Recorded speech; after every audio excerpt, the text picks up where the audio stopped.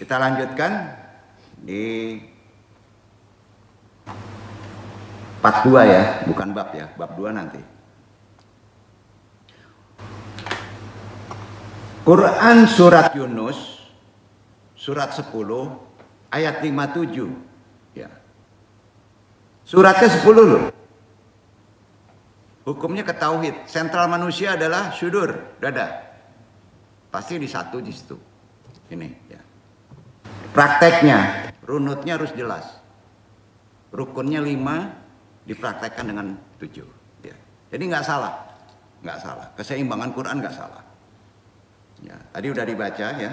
Nah, artinya, wahai manusia, sungguh telah datang kepadamu pelajaran Al-Quran dari Rabb-mu, penawar bagi suatu penyakit yang terdapat dalam dada.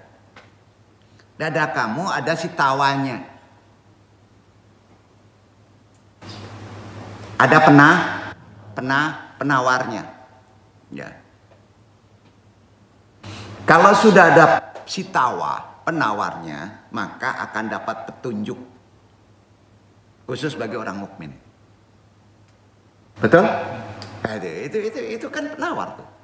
Penawar penyakit. Nah, kalau antum maknai penyembuh, ya, berarti ada obat. Interaksi. Apakah obat itu bisa menyembuhkan atau tidak? Tidak. Obat itu bisa menyembuhkan, bisa tidak. Tapi kalau penawar, pasti ada penawarnya. Betul kan? Nah, itu maknanya. Luar biasa Quran. Maka hati-hati mentafsirkan itu. Ya. Hati-hati. Di satu ayat aja bisa melenceng jauh loh maknanya. Kalau penyembuh itu bisa sembuh, bisa tidak. Tapi kalau penawar pasti ada penawarnya, paham ya? Nah gitu. Ya. Orang Yahudi itu kan pinter ya. Menganggap Nabi Sulaiman bukan nabi. Ya. Tapi King of Solomon. Kan gitu tuh orang Yahudi itu. Raja Solomon. Karena orang punya kekuasaan, istri banyak, itu raja. Berarti bukan nabi menurut orang Yahudi. Ya. Namun Nabi Muhammad menyebutnya Sulaimanu minal anbiya. Tahu artinya? Sulaiman termasuk bagian dari para nabi rasul.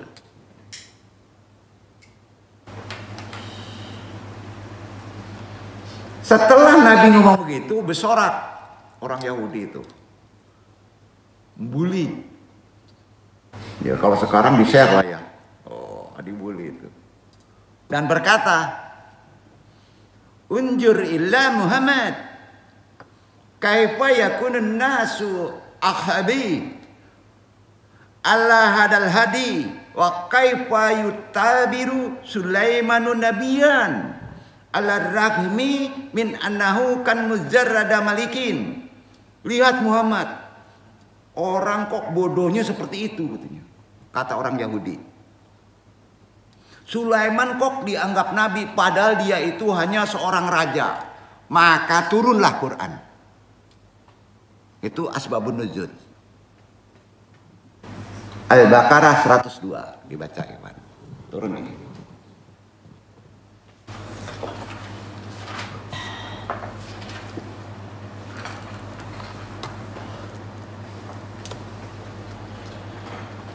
Wattaba'u.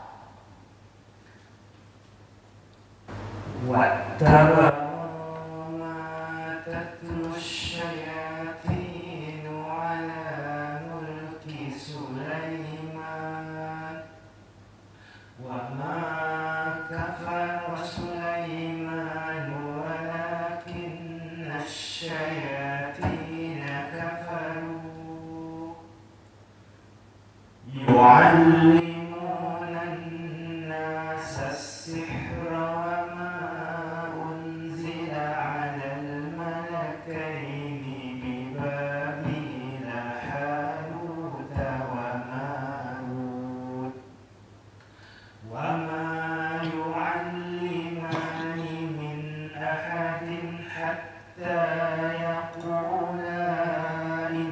إنما نحن فتنة فلا تكفر فيتعلمون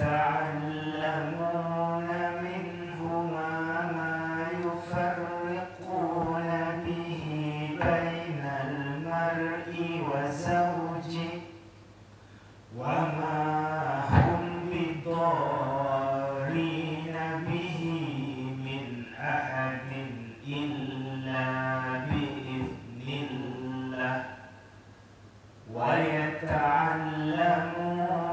ما يضرهم ولا ينفعهم ولقد علموا لمن اشتراه ما له في الآخرة من خلاق ولبئس ما شروا به أنفسهم لو كانوا يعلمون.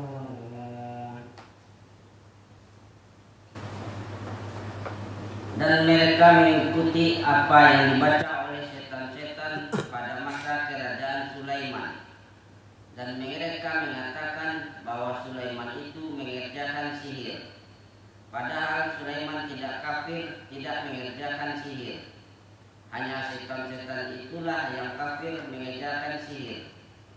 Mereka mengerjakan sihir, mereka mengajarkan sihir kepada manusia dari apa yang diturunkan kepada dua orang malaikat di negeri Babil, yaitu Harut dan Marut.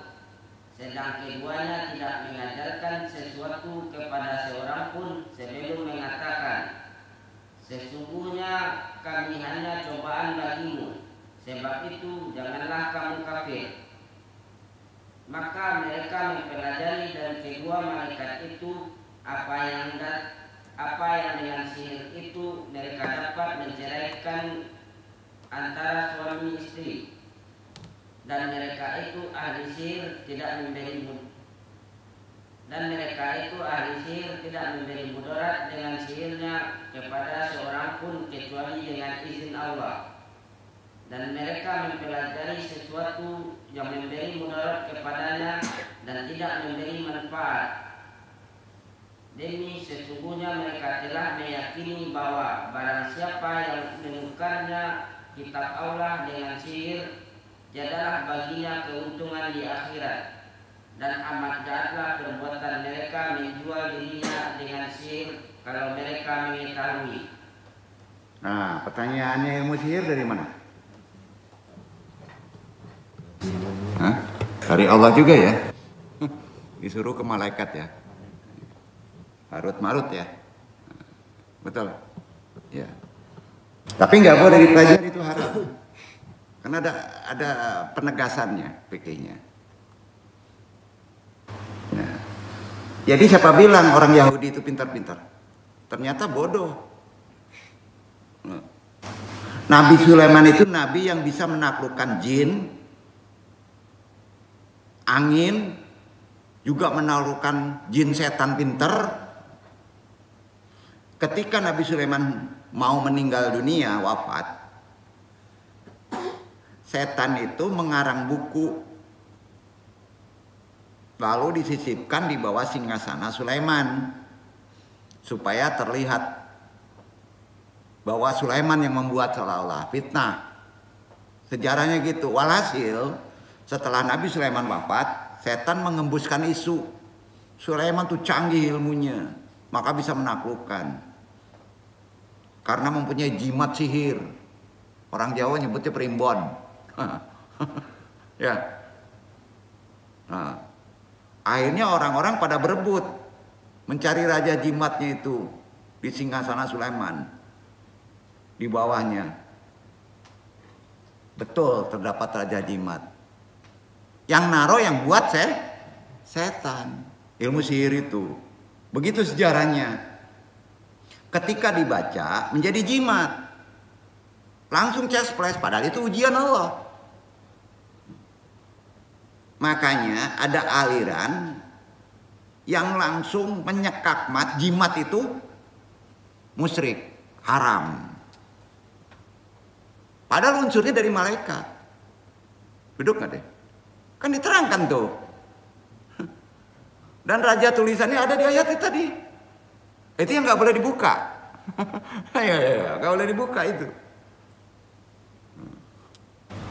Akhirnya orang-orang pada berebut Raja Jimat Sulaiman. Ya. Maka dijadikan jimat.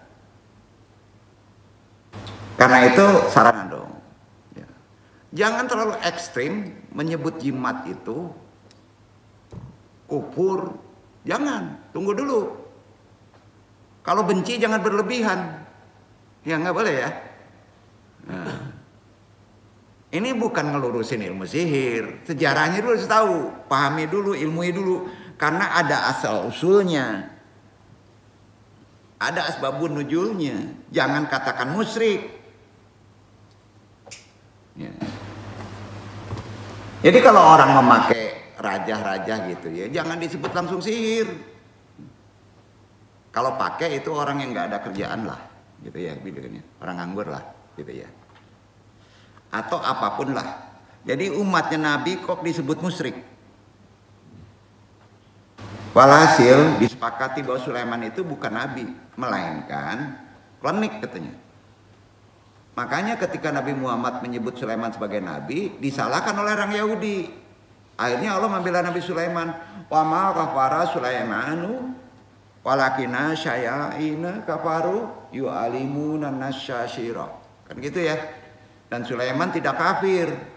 Setan-setan itu yang menfitnah kafir dan mengajarkan ilmu sihir kepada manusia melalui tipu tadi. Ya. Jadi jimat sihir itu bukan Nabi Sulaiman punya yang mengarang, hati-hati. Tapi jin setan. Paham ya? Nah, maka dilarang. Nah. Jadi antum harus tahu sejarah dulu deh sebelum mendoktrin. Ya. Seperti antum buat raja, ada yang menganggapnya langsung syirik. Nggak bisa. Jadi sekali-kali gini, jimat tadi kan udah dijelaskan, itu mistisme Islam. Ya. Jimat, ya. Jangan dihukumi syirik dulu. Nah. Tapi kita kan membaca syahadat nih, yang memakai itu. Orang kafir saja yang membaca la ilaha illallah langsung mukmin kan? Musyrik aja nggak boleh. Ya. Nah disinilah kita mesti arif ya kan. Takutnya kita kena sumpah gitu ya. Masa sih kalimat yang menjadikan mukmin lalu kalimat yang sama menjadikan kafir? Orang kata jimatnya orang Islam itu tulisannya kamu tahu jimat orang Islam itu apa tuh? Kebalikan dari tadi yang di atas. Yang kita pakai jimatnya la ilaha illallah. Nah, antum nggak mau nyebut itu ilmu sihir, tidak. Tapi jimat kita itu la ilaha illallah. Itu jimatnya. Ya. Jadi salah satu penolak kalau kamu kena ilmu sihir seperti santet, lalu yang sudah menyakitkan, yang sudah parah, itu satu tadi. La ilaha illallah, itu ke sihir.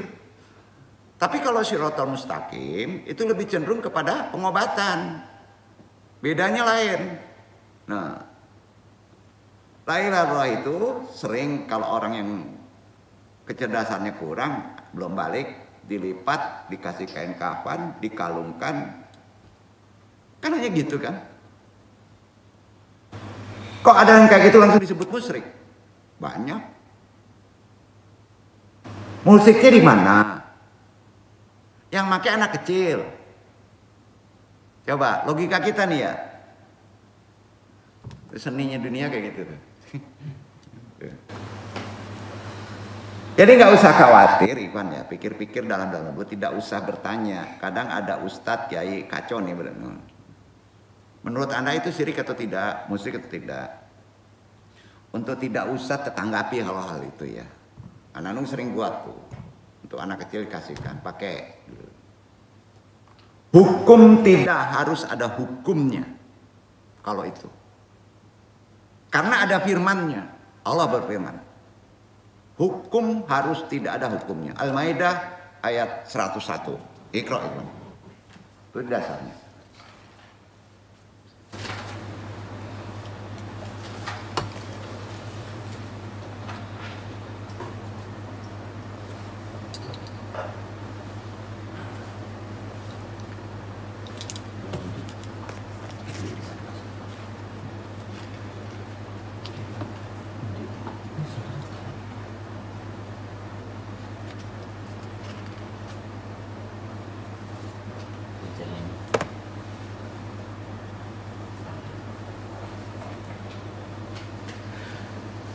Ya ayyuhallazina amanu la tas'alu an asyaa'in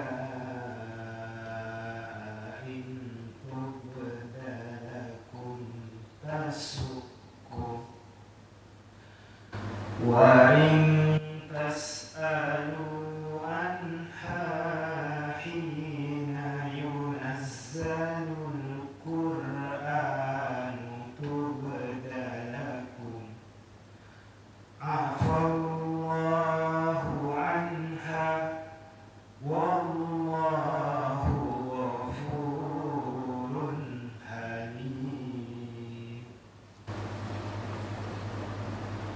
Hai orang-orang yang beriman, janganlah kamu menanyakan kepada nabimu hal-hal yang jika diterangkan kepadamu niscaya menyusahkan kamu, dan jika kamu menanyakan di waktu Al-Quran itu sedang diturunkan, niscaya akan diterangkan kepadamu.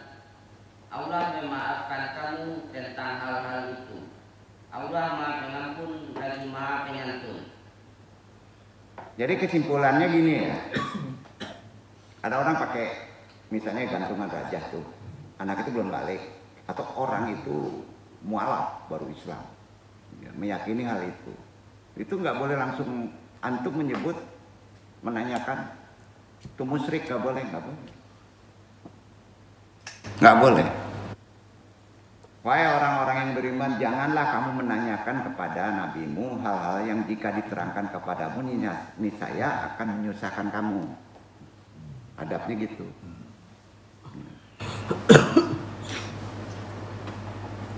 Begitu juga ilmu hikmah. Dalam perbendaharaan Islam ya, ajaran Islam itu merupakan salah satu pengetahuan yang hadir bersama ajaran Islam itu sendiri. Jangan dipisahkan. Banyak sekali hadis Rasulullah yang menunjukkan betapa ilmu hikmah itu pada saat sekarang penting. Ini kan bagian daripada ilmu hikmah. Karena apa? Kompleksitas kehidupan manusia seringkali membutuhkan solusi yang beragam. Ya. Di antara rekaman kejadian itu bisa kita lihat kan dalam Asbabun Nuzul dari surat Al-Muwadzatayn. Qul a'udzu birabbil falaq, qul a'udzu birabbin nas. Itu sering dipakai tuh. Sering dipakai. Aku berlindung kepada Rabb yang menguasai subuh fajar. Aku berlindung pada Rabb yang namanya Rabb manusia. Ini dalam loh maknanya. Ini mistis. Dan itu ada kekuatan kalau digabung. Dua ayat tadi. Yang keduanya dibaca Rasulullah ketika beliau terkena sihir. Antum tidak sadar sering terkena sihir. Di antaranya riba. Ya, riba. Sihir modern lah ya. Gempurnya pakai ayat tadi.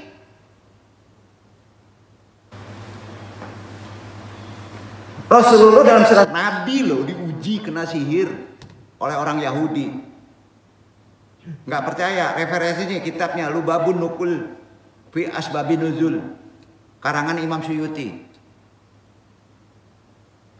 Di kitab itu menerangkan bahwa suatu ketika Rasulullah sakit, sudah mendekati agak menyakitkan, sehingga dua malaikat turun mendatangi dan menunjukkan kepada para sahabat.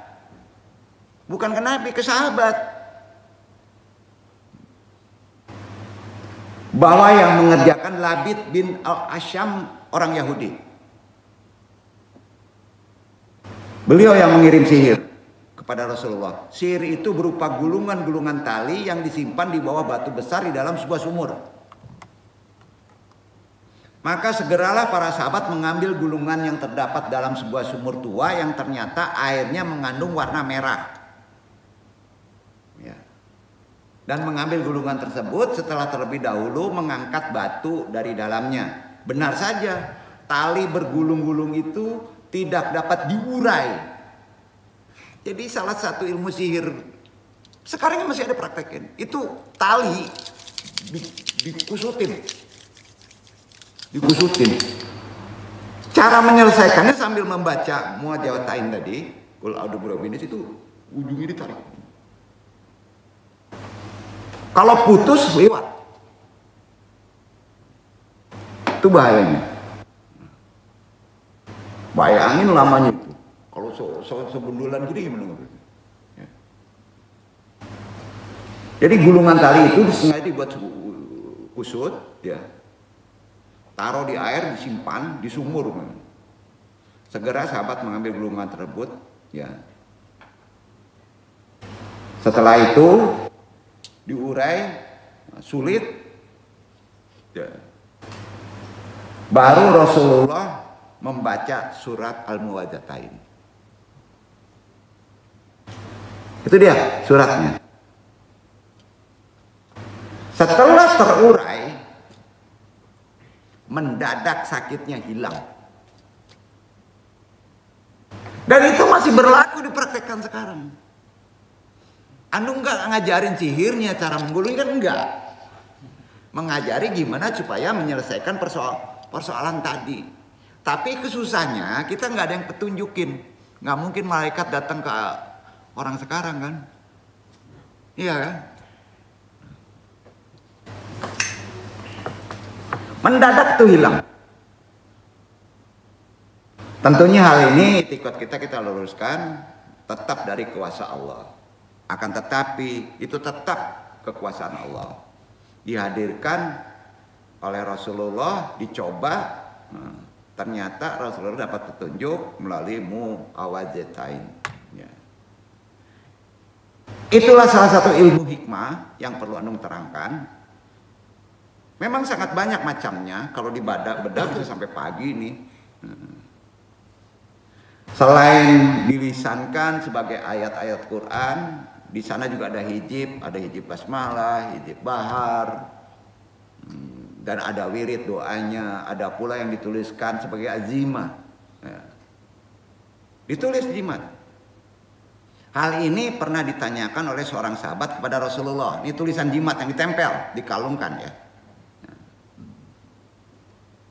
Spesifikasi dari Imam Malik, Nukil ya, dari kitabnya. Silahkan referensinya kalau mau baca.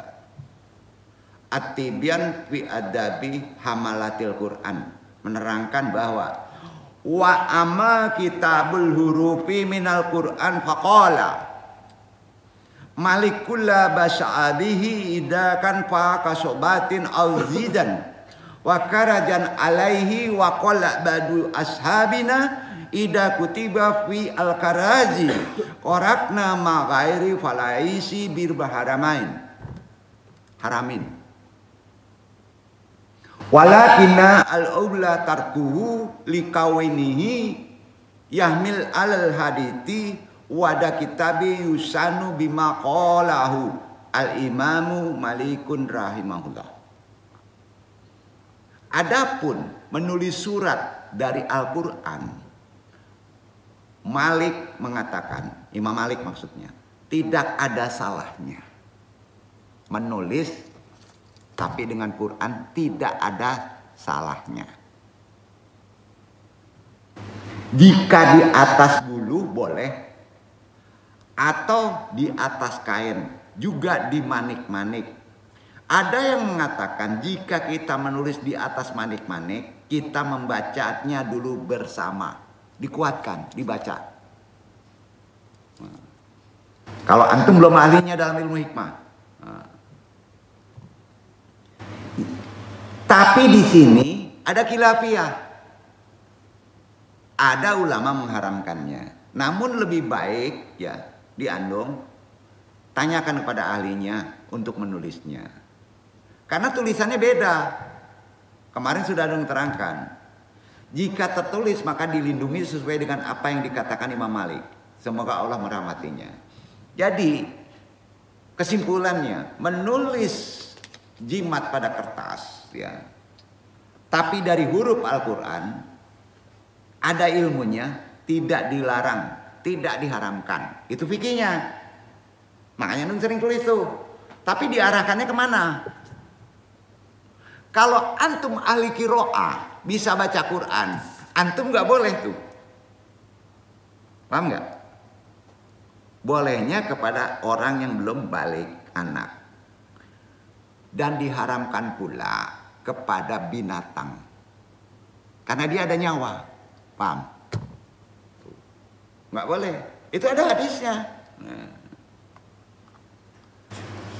Manakala diletakkan dalam botol, dimasukkan, ditaruh dalam bungkus, dijahit, sebagian ulama membolehkan. Juga berkata bahwa tidak dilarang menulis, ditaruh atau dibungkus dalam kain sebagai azimat. Nah, akan tetapi dihindari sebaiknya. Karena apa? Takut terbawa hadat. Kamar kecil, kamar mandi, tempat dugem, itu yang dilarangnya, kecuali jika memang dapat dijaga dan tidak disia-siakan. Jadi berat juga, sama dengan bawa pistol. Sama ya, harus dijaga. Bawa pistol, pas kita sedang marah bahaya nggak?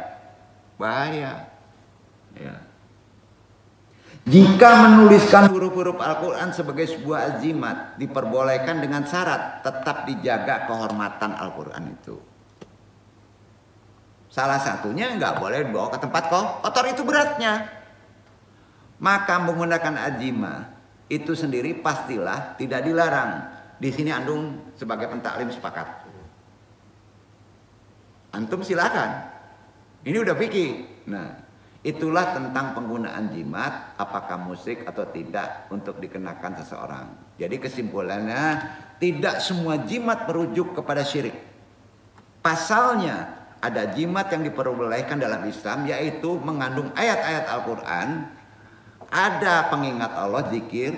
Jadi azimah jenis ini hanya untuk diberikan kepada anak-anak yang belum pandai membaca Al-Quran, belum balik, termasuk juga orang mu'alaf yang belum bisa membaca Al-Quran. Duduk ya? Itu syaratnya. Dan dilarang, diharamkan kepada binatang. Nggak bisa. Ya. Keyakinan yang salah adalah meyakini bahwa suatu jimat memiliki kekuatan tersendiri terpisah dari kuasa Allah. Itu yang disebut syirik. Wabillahi taufiq wal hidayah. Andung belum sampai ke perkara amalan pembuatannya. Yang jelas dulu rambu-rambunya dulu dan keilmuannya. Mudah-mudahan bermanfaat. Karena ini salah satu bagian ilmu hikmah. Babnya cukup banyak. Andung banyak coba meringkaskan aja. Kalau dijabarkan semuanya bisa sampai pagi nih. Tapi ada manfaatnya untuk kehidupan sekarang. Karena kita sering mengandalkan yang sifatnya materi ya. Obat-obat itu. Padahal inti sebuah penyakit itu perkaranya udah tahu. Bukan di kepala. Tapi di syudur. Dada. Bersihkan terus dada antum. Insya Allah sehat. Walaupun penyakitnya ada di kaki. Ya. Masya Allah. Wassalamualaikum warahmatullahi wabarakatuh.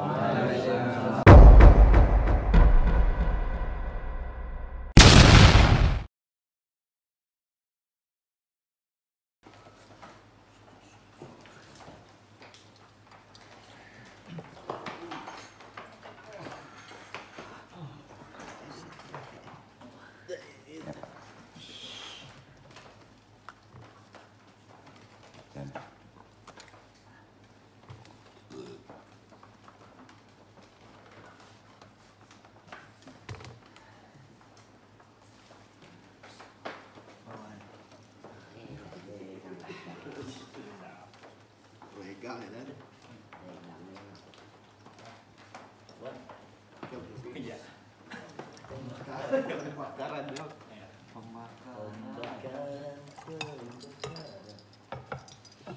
Wacul al-falak sama nas bekawa. Kagak. Kamu tuh abi juga.